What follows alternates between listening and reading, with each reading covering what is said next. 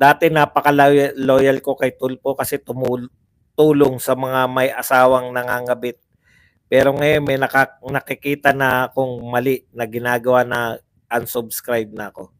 Playing safe nga, boss. Lahat sila. Sino umatake sa mga yan? Walang umatake dyan sa mga yan. Mapa Pacquiao, Bong Revilla, Lito Lapid, hindi sila umatake. Alam nila pag umatake sila, laglag sila eh. Tignan nyo si Abalos, hindi makapasok-pasok. Jaime Marcos, yung mga galit tayo, hindi makapasok. Tolentino. Wag na tayong magdagdag ng iboboto sa Lucky 9. Bahala na silang mag-agawan sa 3 bakante. Yung po yung kampanya natin, no? Yung straight po tayo. Pumunta si BP kanina sa bayan ko, sa Cebu. Pinagkaguluhan lahat yata. Grabe, mahal talaga ng tao si Inday. Wala tayong gagawa eh. Di ba? Yan yung tapos sa kabila, wala tayong nakikitang pinagkakaguluhan. Kumakaway nga yung taga-kabila. Kumakaway nga na walang kinakaway. Wala na silang rally, no?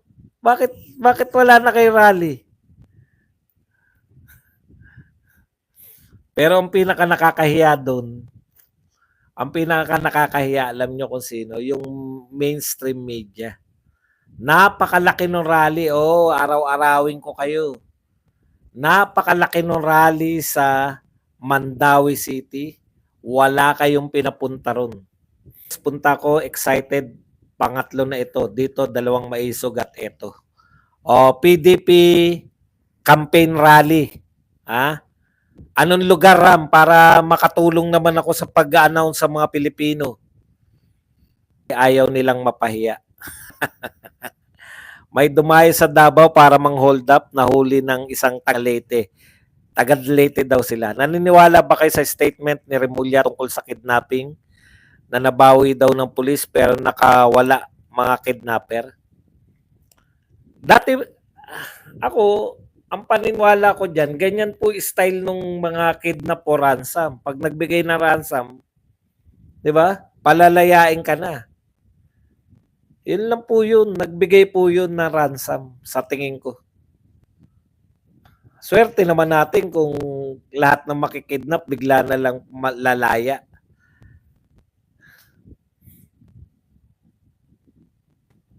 Dati, di ba? Nawala na po yan ng panahon ni Duterte. Ewan ko ngayon kung bakit talagang ganyan ang buhay. Iloilo, Guimaras, Negros Bridge. Bayan. Oo. Akala ko nga nasimulan na yan eh. Yung pinakita ko sa inyo noon na sinasabi ko, poste pa lang pinagmamalaki na. Yung pala kahit na isang poste, walang nasimulan. Boss Buds, ito daw ang future, sabi ni Bangag. AI Bridge. Asalim girl. Sana pinasok din na ICCM.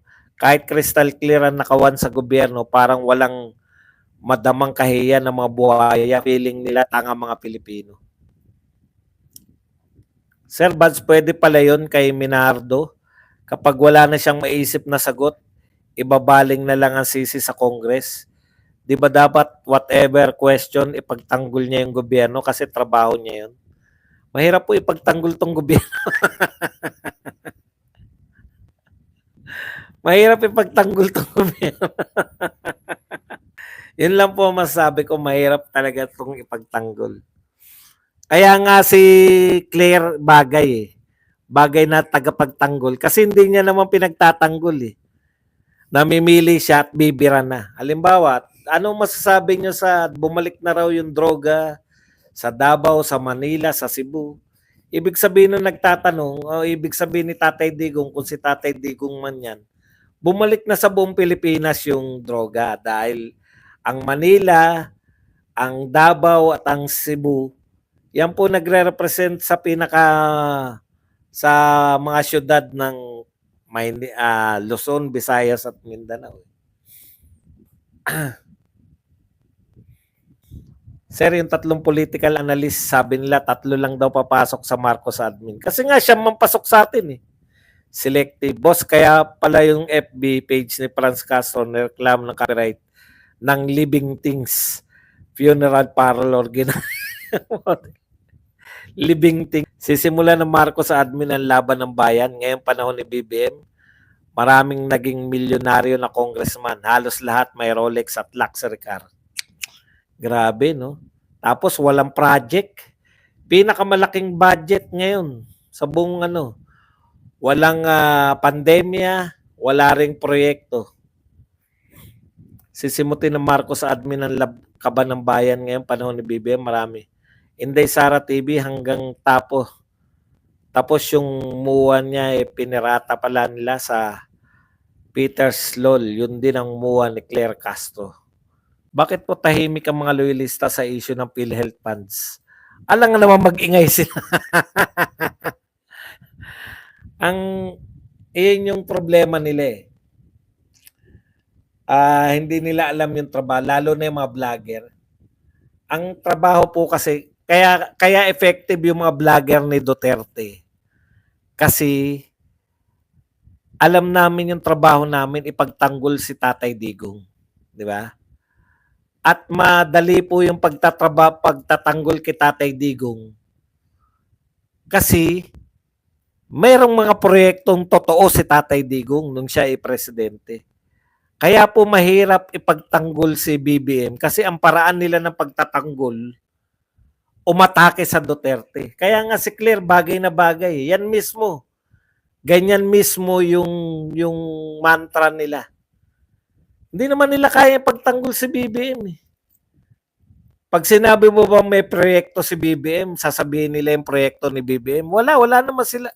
Wala naman sila masasite na project O kung meron man, napakaliit kumpara sa mga nagawa ni Tatay Digong. Gusto nila makipag-compete Gusto nilang makipag-compete sa pinakamagaling na Pangulo ng Pilipinas. Yun yung problema nila Kaya para lang sila magmukhang magaling, sisiraan nila yung tunay na magaling. Mahirap po yun. Mahirap na trabaho yun. Mas madali na ipagtanggol mo yung si Tatay Digong kasi ang dami talagang ginawa.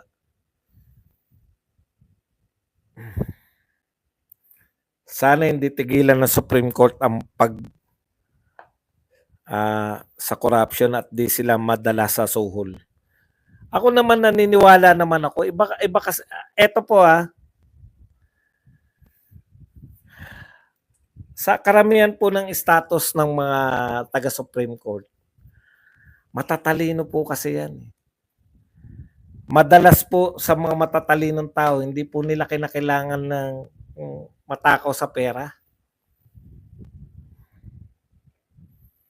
Hindi rin pala natin masasabi. Bigla ako natigila. O nga pala, maraming matalino magnanakaw.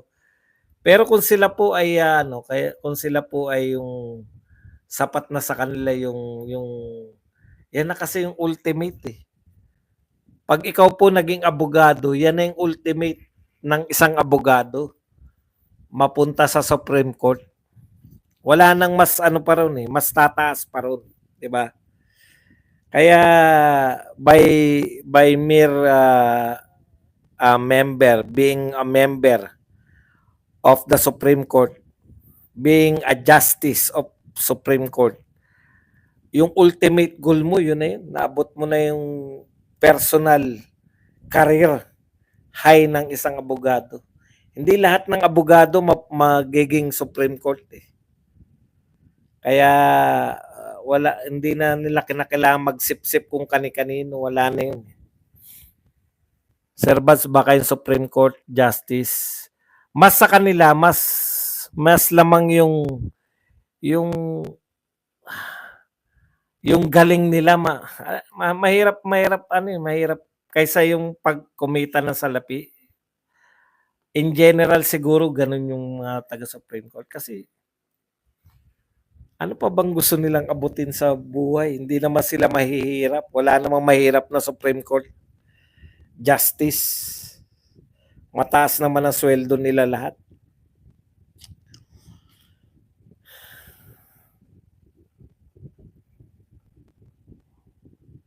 Kaya hindi nila primary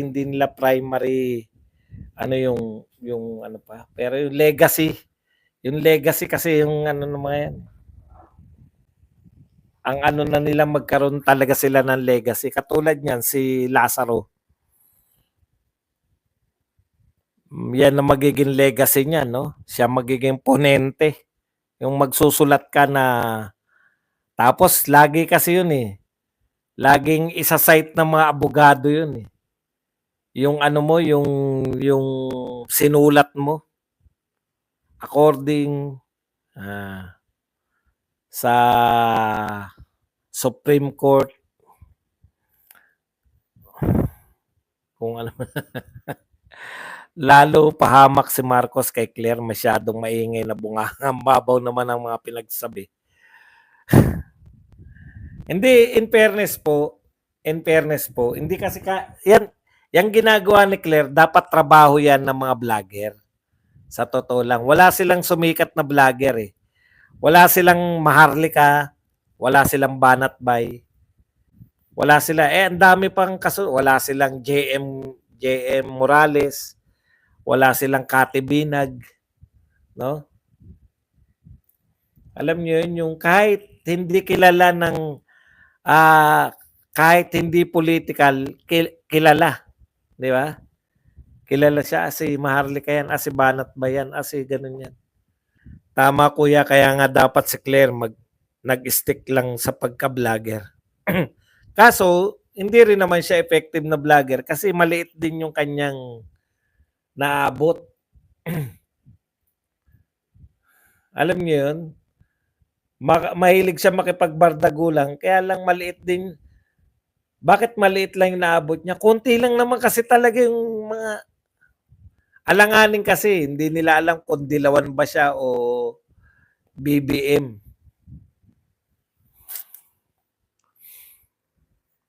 Ang kailangan ng Supreme Court, pangalagaan na nilang dignidad nila, gaya ni Corona nung umiyak siya nung impeachment niya. Kasi sinira daw yung matagal nang inalagaan. Karamihan po na napunta dyan, nag-aalaga na po ng legacy. Siguro after nila maging Supreme Court, tsaka sila mag-iisip ng iba pa.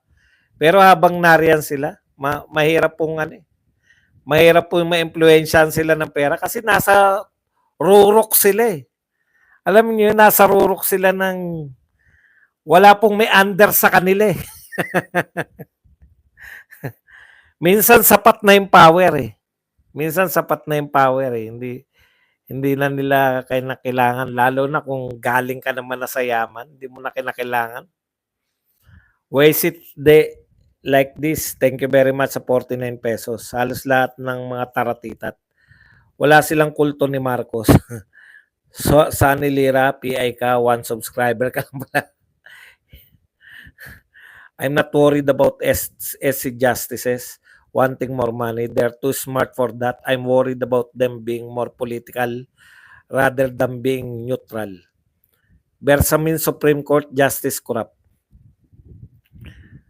Joe Siloni, true, may KND tayo.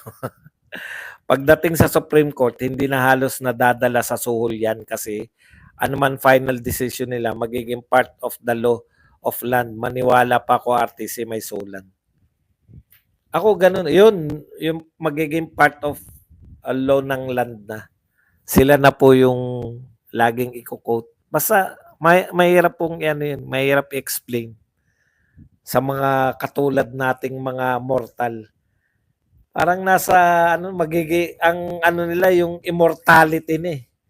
Yung mga lahat ng mga ponente nila, lahat ng mga isusulat nila, lahat ng mga pagpapasya nila, i-quote po yan ng lahat ng mga lawyer ng Pilipinas.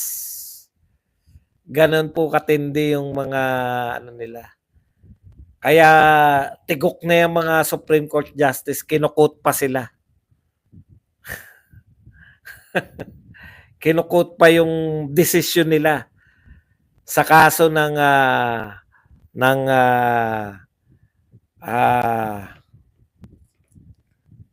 PhilHealth, petitioners against PhilHealth, ganon. Ikukot yan balang araw. Gagawing gagawing basehan ng Yun lang ang clear na walang clear na malabo. Pero at least, pinag-uusapan siya ng lahat. 'Di ba? Yun yung gusto ko, yung worthy opponent. Alam yung trabaho niya. Ang trabaho niya, manira. Alam niya yun yung trabaho niya. At nagkaka-clout siya simply kasi ano siya eh, 'di ba? Atake. Atake yung gusto niya eh. Ako, sa akin, maganda para sa atin yun kasi kayang-kaya natin sagutin eh. Sasagutin natin si Claire kada may atake siya. Ang problema, may kakayahan ba siya ng yun yung nakita ko kagad pangalawang araw eh. Sabi ko, ganyan na ganyan si Dilima nung lumaya. Kuyog yung mga press, maya't maya. Paulit-ulit lang yung sinasabi ni Dilima eh. Siya ay produkto ng pang-api ni Duterte. Tapos may mag-interview na produkto ng pang-api ni Duterte. Paulit-ulit lang. Annalyn Bacolod, thank you very much sa 149 pesos na pangkape. Yan.